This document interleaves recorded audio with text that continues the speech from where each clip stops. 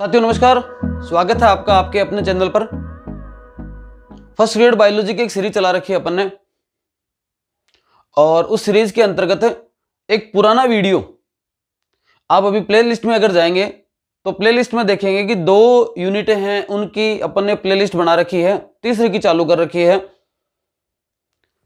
पहली प्लेलिस्ट है टेक्सोनॉमी की और दूसरी प्लेलिस्ट है टिश्यू वगैरह की, स्ट्रक्चरल ऑर्गेनाइजेशन की। तो जो टेक्सोनॉमी वाली यूनिट है, उस टेक्सोनॉमी वाली यूनिट में अपन देखते हैं कि 4 नंबर का जो वीडियो है, वीडियो नंबर जो 4 है वो किसी कारण से टेक्निकल एरर की वजह से मिस हो गया और 4 नंबर का वीडियो नहीं शो हो रहा आपको। बाकी सारे के सारे जो वीडियो हैं वो करीबन 32-33 वीडियो हैं, आपको सीरियल से मिलेंगे टेक्सोनॉमी यूनिट वाले में। तो आप टेक्सोनॉमी यूनिट को क्लियर करें तो प्लेलिस्ट में जाएं, टेक्सोनॉमी को क्लिक करें और जो वीडियो आए उनको आपको नंबर से देखना है। पहला वीडियो नंबर लगाया हुआ है मैंने, 1 नंबर, 2 नंबर, 3 नंबर, 4 नंबर पे जाओगे तो नहीं मिलेगा, फिर 5 नंबर, 6 नंबर, 7 नंबर, 8 नंबर। तो जो 4 नंबर वीडियो गायब हो गया था, मिस हो गया, उसको मैं दोबारा यहां पर बना रहा हूं। ये अब वाली सेल बायोलॉजी की कंटिन्यू सीरीज में नहीं है ये।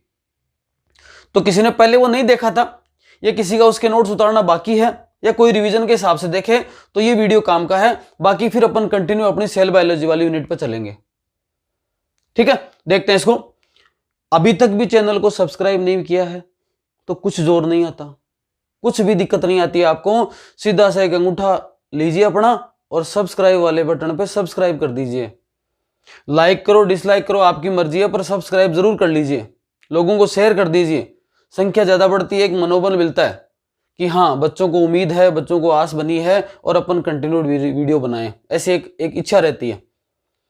तो उसी के क्रम में आप सब्सक्राइब कर दिए चैनल को। अपन शुरू करते हैं। देखो वीडियो नंबर 4 में क्या था, classification of livings. Taxonomy unit के अंदर जब अपन लिविंग्स का क्लासिफिकेशन करते हैं तो कई प्रकार के किंगडम सिस्टम आए थे, कई प्रकार की जगत परिकल्पना आई थी, और उसी के अकॉर्डिंग एक टॉपिक है अपना 5 किंगडम क्लासिफिकेशन।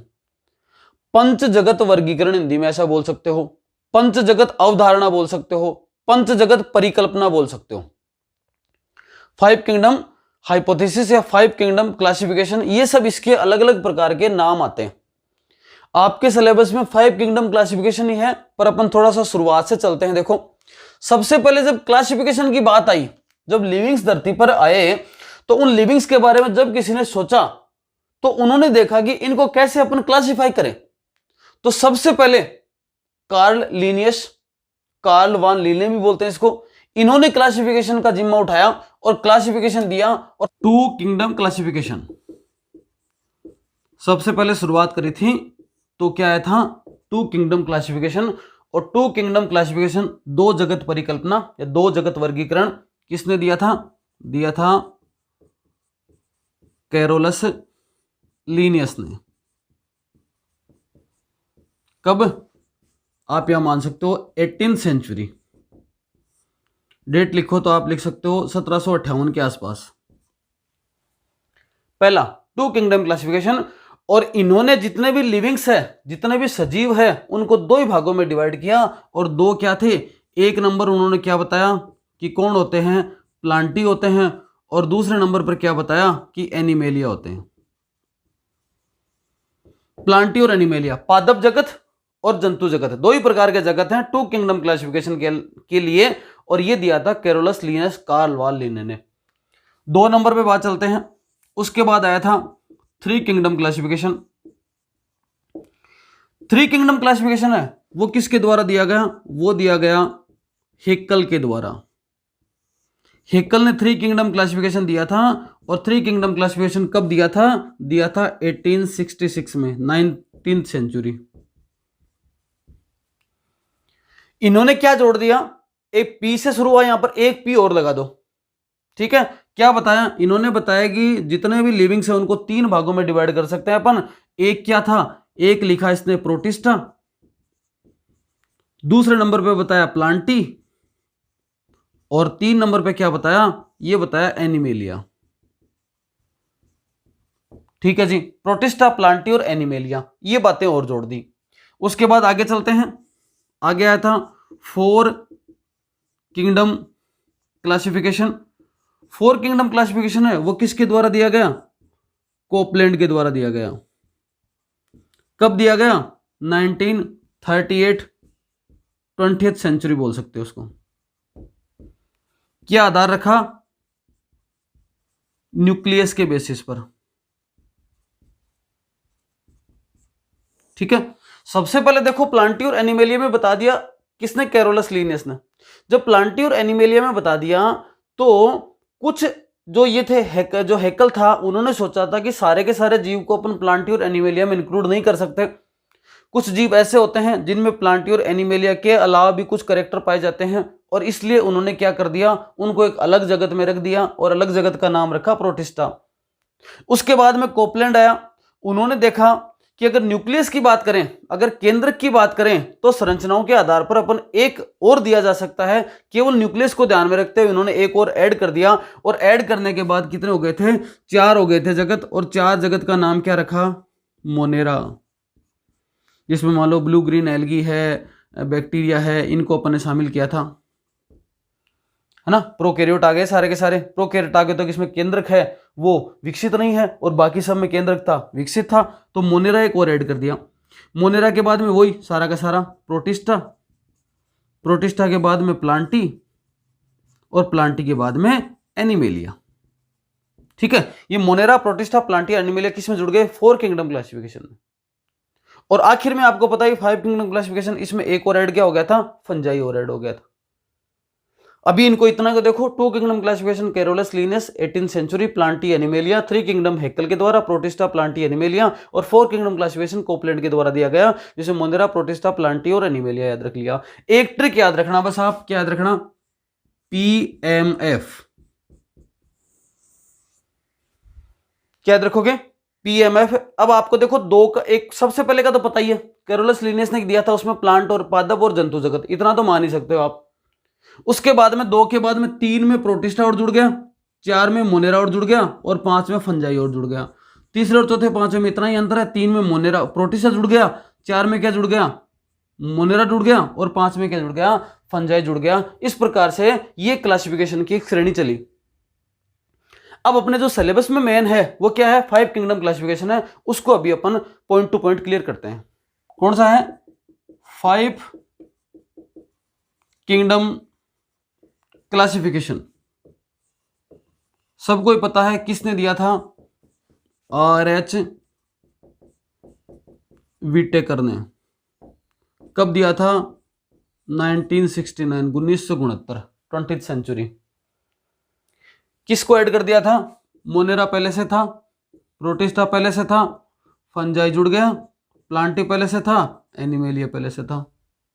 मतलब प्लांटी और एनिमेलिया 2 किंगडम में भी थे। उसके बाद में प्रोटिस्टा, प्लांटी और एनिमेलिया 3 किंगडम में हो गए। उसके बाद में मोनेरा, प्रोटिस्टा, प्लांटी और एनिमेलिया 4 किंगडम में हो गए। उसके बाद मोनेरा, प्रोटिस्टा, फंजाई, प्लांटी और एनिमेलिया, ये सारे किस में हो गए? 5 किंगडम क्लासिफिकेशन में हो गए। ऐसे आपको याद रखना है। अब 5 किंगडम क्लासिफिकेशन का क्या आधार था, कैसे दिया गया, उनको आपको याद रखने के लिए ट्रिक याद रखनी है। ट्रिक क्या याद रखनी है? क्या आधार था, क्या मापदंड था। पूछा जाए कि 5 किंगडम क्लासिफिकेशन क्या क्या मापदंड था, क्या आधार था, और उस आधार के लिए आपको ट्रिक याद रखनी है। ट्रिक क्या याद रखनी है कि 5 कोशिका थैले में पोषण व जनन कर जाति बढ़ाती हैं। ये एक आधार था किसका? इस किंगडम क्लासिफिकेशन का। इसका मतलब क्या है? देखो 5 कोशिका, 5 का मतलब क्या समझ जाओगे? 5 का मतलब समझ जाओगे 5 किंगडम क्लासिफिकेशन। इस 5 का मतलब क्या है? 5 किंगडम। कोशिका का मतलब कोशिका संरचना। इसका आधार क्या था कि कोशिका संरचना का ध्यान में रखा था इसने। उसके बाद दूसरा क्या याद रखोगे? थैलस संरचना, दूसरा आधार था। तीसरा क्या था? पोषण विधि। ठीक है, चौथा क्या था? जनन विधि।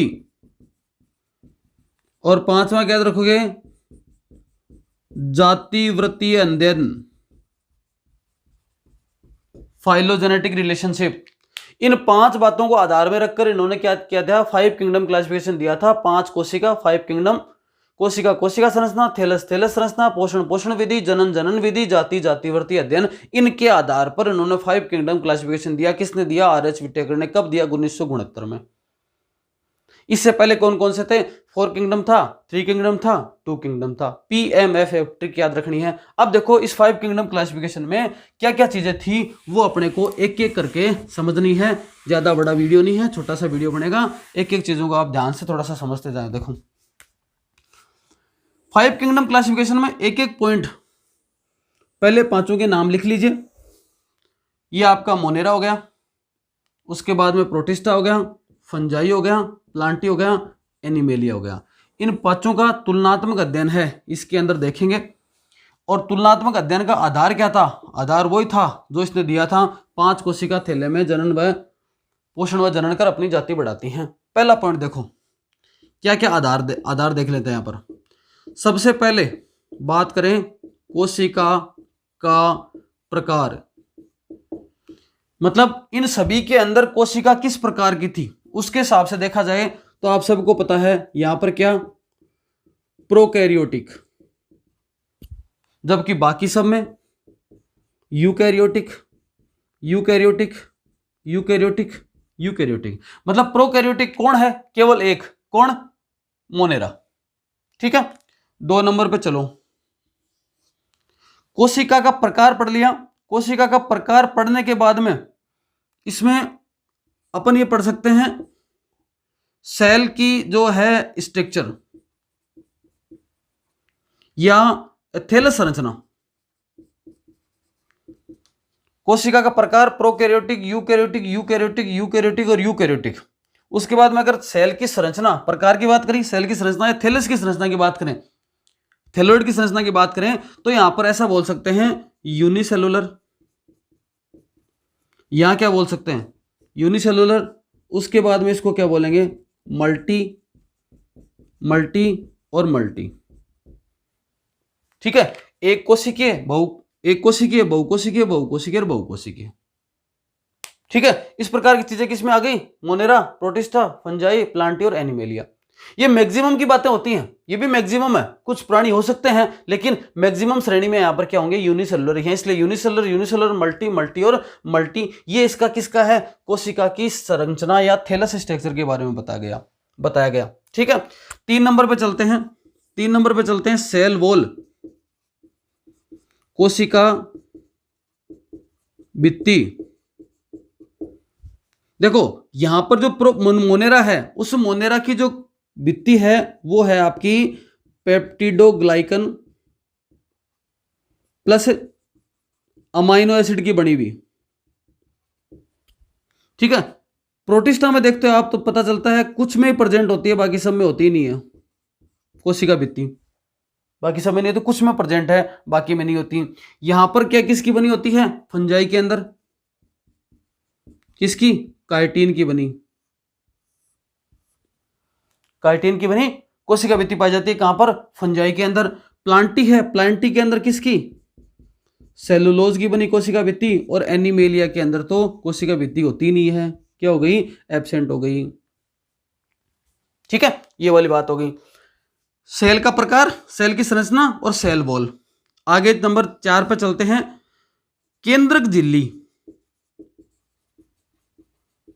या बोल सकते हैं न्यूक्लियर मेम्ब्रेन। अब देखो ये प्रोकैरियोट है और प्रोकैरियोट है, इसका मतलब प्रो का मतलब आदिम प्रकार का, कैरियन का मतलब केंद्रक। तो इसमें केंद्रक आदिम प्रकार का होता है, तो प्रोकैरियोट के अंदर क्या नहीं होता? केंद्रक झिल्ली नहीं होती। तो यहां पर बोल सकते हैं केंद्रक झिल्ली इसके अंदर एब्सेंट है। बाकी सब में क्या याद रखो? प्रेजेंट है, प्रेजेंट है, प्रेजेंट है और यहां पर भी क्या है? प्रेजेंट है। क्या? केंद्रक झिल्ली। 5वें नंबर की बात करें, किसकी? पोषण की। न्यूट्रिशन का क्या माध्यम है? पोषण का क्या माध्यम है इन 5 के अंदर? देखो जो मोनेरा प्राणी है वो प्राणी दोनों प्रकार के हो सकते हैं। कैसे? स्वपोषी भी मिलेंगे प्लस परपोषी भी। यहां भी स्वपोषी भी होंगे और क्या होते हैं? परपोषी भी। ऑटोट्रोपिक भी होते हैं और हेटरोट्रोपिक भी। इंग्लिश में याद रखो तो ये प्राणी हैं वो कैसे हैं, परपोषी। फंजाई है वो परपोषी प्राणी है, अपना भोजन स्वयं नहीं बनाती है। ये हो गया। प्लांटी का आपको पता ही है, स्वपोषी। अब देखो ये भी बात अधिकतम की हो गई, कुछ प्लांट भी ऐसे होते हैं जो अपना भोजन जो परपोषी के रूप में प्राप्त करते हैं, लेकिन मैक्सिमम कंडीशन क्या है इसमें, स्वपोषी है। और इसी तरह से जो एनिमल है वो तो क्या ही है, परपोषी, हेटरोट्रोपिक, हेटरोट्रोप्स, और इसमें ऑटोट्रोप्स। ठीक है। और छठे नंबर की बात करेंगे तो जनन की बात करें तो जनन यहां पर क्या है, संयुग्मन या संलयन बोल सकते हैं इसको, कॉन्जुगेशन। कॉन्जुगेशन का माध्यम है, संयुग्मन का माध्यम है। ये अपन ने पढ़ लिया था, जनन पढ़ा था बैक्टीरिया में कंप्लीट, तब वीडियो हो गए हैं सारे आगे के। संलयन में हो गया। यहां पर देखा जाए तो वही संलयन हो गया। ठीक है, गेमेट फ्यूजन हो गया, संलयन कॉन्जुगेशन हो गया। यहां पर क्या याद रखोगे, फर्टिलाइजेशन, निषेचन, और इसमें भी निषेचन, और इसमें भी क्या लिखोगे, निषेचन लिखोगे। यही है जी, और कुछ नहीं है। 5 kingdom classification, Monera, protista, fungi, Plantae, animalia. कोशिका का प्रकार, प्रोकैरियोटिक एक में, बाकी सब में यूकैरियोटिक। सेल स्ट्रक्चर, यूनिसेलुलर, बाकी सब में multi. Cell wall, peptidoglycan, amino acid कुछ में प्रेजेंट है, यहाँ काइटिन, यहाँ सेलुलोज, और यहाँ एब्सेंट होती है। केंद्रक झिल्ली इसमें एब्सेंट, बाकी सब में क्या है, प्रेजेंट है। पोषण की विधि, स्वपोषी, परपोषी, स्वपोषी, परपोषी, परपोषी, स्वपोषी और परपोषी याद रखना है। और जनन, संलयन, युग्मक स्थानांतरण, संलयन, निषेचन, निषेचन, निषेचन। इन सब को अपन ने किस में पढ़ लिया, 5 किंगडम क्लासिफिकेशन में पढ़ लिया। ज्यादा डिटेल नहीं है, इतना ही पर्याप्त है। ये वीडियो सफिशिएंट है, इतना 4 नंबर का वीडियो है, पुराना वीडियो है, नया नहीं है ये। अभी अपन सेल बायोलॉजी वाली यूनिट को कंटिन्यू रखेंगे। धन्यवाद।